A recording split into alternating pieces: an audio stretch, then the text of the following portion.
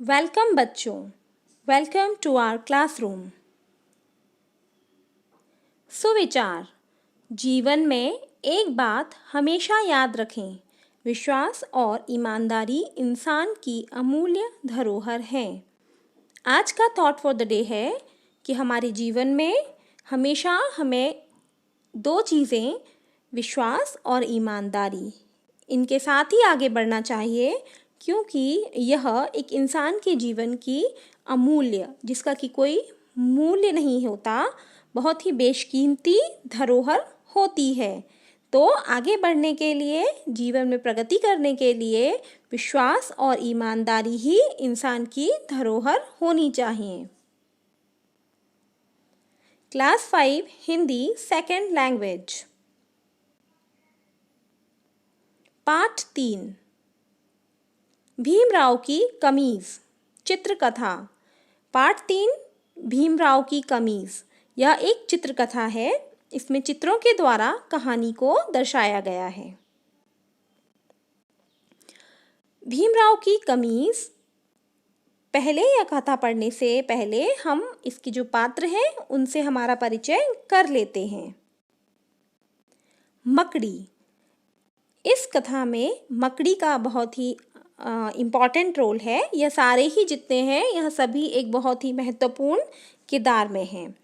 मकड़ी। बच्चों, आपने अपने घर में भी देखा होगा कि हमारे घर के कॉर्नर्स में भी कई बार एक मकड़ी को हम इंग्लिश में स्पाइडर भी बोलते हैं।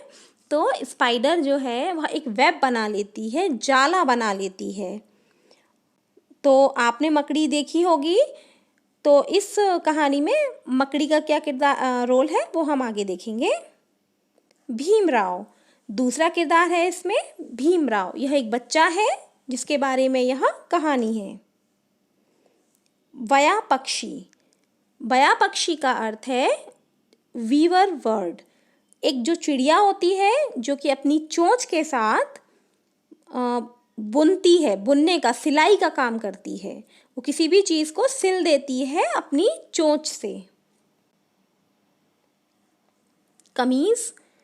यह एक शर्ट है जिसके बारे में यह पूरी कहानी बताई गई है। चूहा।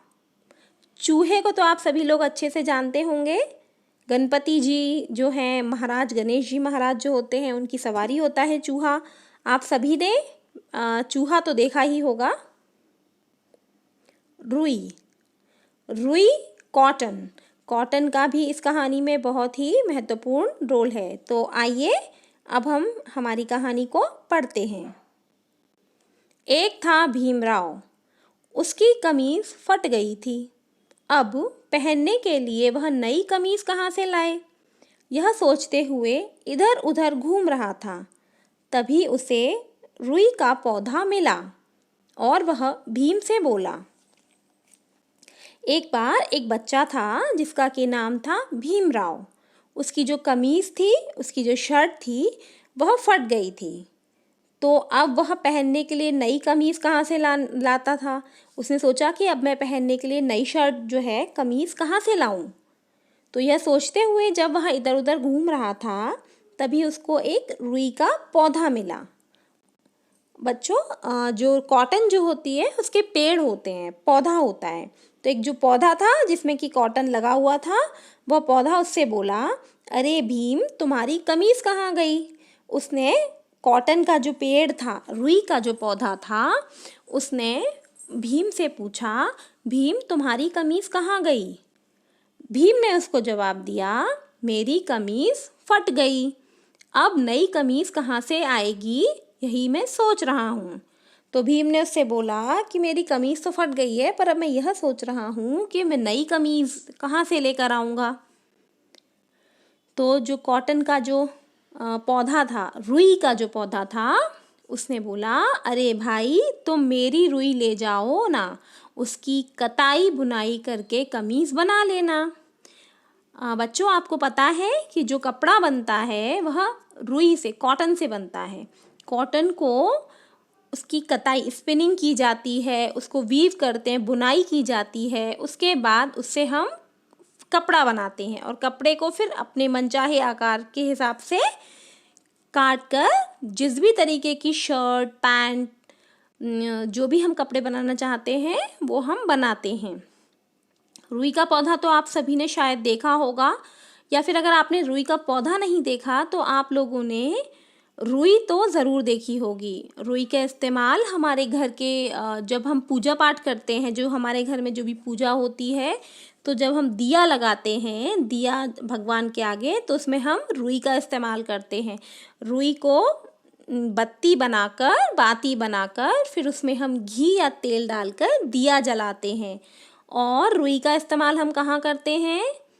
जब हमको कहीं चोट लग जाती है तो हम उस कॉटन की हेल्प से, उस रुई की हेल्प से जो चोट हमारी लगी हुई होती है उसको क्लीन करते हैं, उसको साफ करते हैं। और कॉटन का यूज़, रुई का इस्तेमाल कपड़ा बनाने के लिए भी किया जाता है।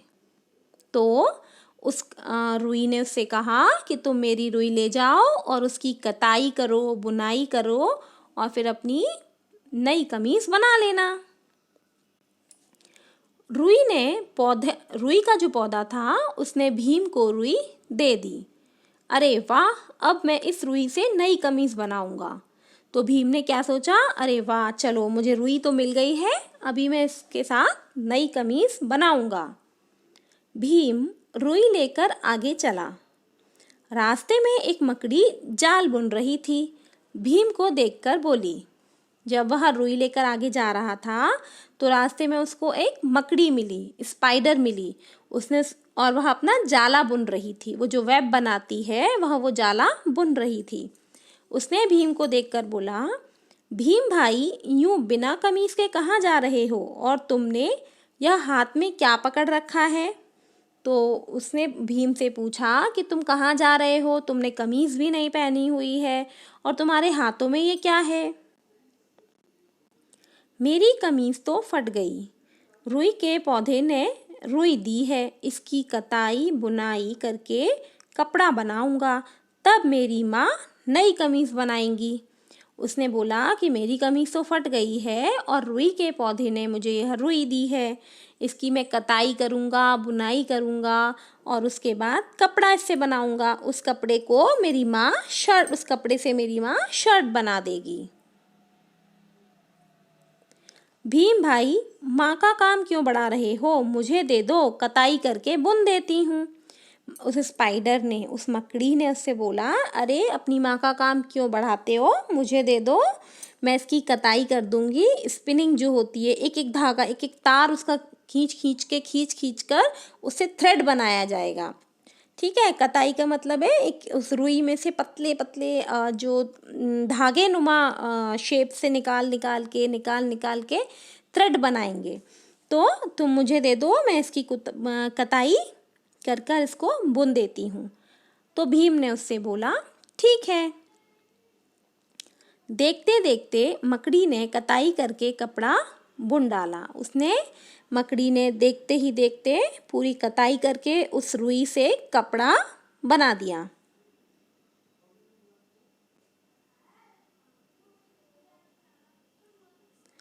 अब भीम कपड़ा लेकर दौड़ पड़ा। रास्ते में उसे चूहा मिला। उसने से पूछा, अरे भीम भाई, दौड़ क्यों रहे हो? चूहे ने पूछा, भीम भाई क्यों दौड़ रहे हो?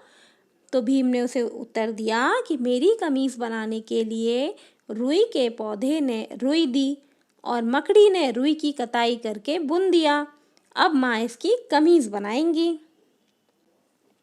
तो उसने से बताया कि जब मुझे रास्ते में पौधा मिला तो उस पौधे ने मुझे रुई दे दी, मकड़ी मिली तो मकड़ी ने उसको बुन दिया, कताई कर दी उसकी। अब मैं अपनी माँ को दूंगा तो माँ इसकी कमीज बना देंगी। तब तो भीम भाई, यह कपड़ा मुझे दे दो, मैं अपने दांतों से कपड़ा काट दूंगा। आपको पता है चूहे के दांत बहुत शार्प होते हैं, बहुत नुकीले होते हैं। कुछ भी चीज़ों को वो कुतर कुतर कर बिल्कुल अलग कर देते, कट कर देते हैं। तो इसीलिए उसने उसको बोला कि आप अपना कपड़ा मुझे दे दो, मैं अपने दांतों से इसको काट दूंगा। ठीक है, कपड़ा तुम ही काट दो, मेरी माँ की मेहनत बच जाएगी। उसने बोला कि ठीक है, कपड़ा तुम काट दो, मेरी माँ ने जितनी भी मेहनत की है वह सारी बच जाएगी। तो अब जो भीम था उसने जो कपड़ा उसने लिया था, जो कि मकड़ी ने बुना हुआ था, कताई करके उसको दिया था, वह उसने चूहे को दे दिया।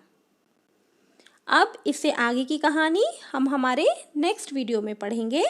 तब तक आप इस कहानी को घर पर पढ़िए और समझने की कोशिश कीजिए।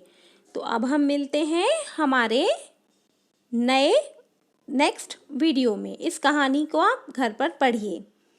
Stay home, stay safe. धन्यवाद।